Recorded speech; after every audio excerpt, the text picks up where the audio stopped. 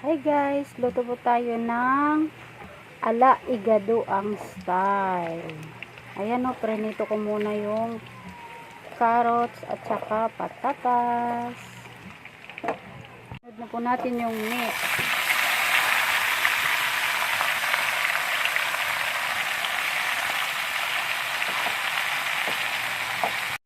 Ayan na yung ating ulam guys.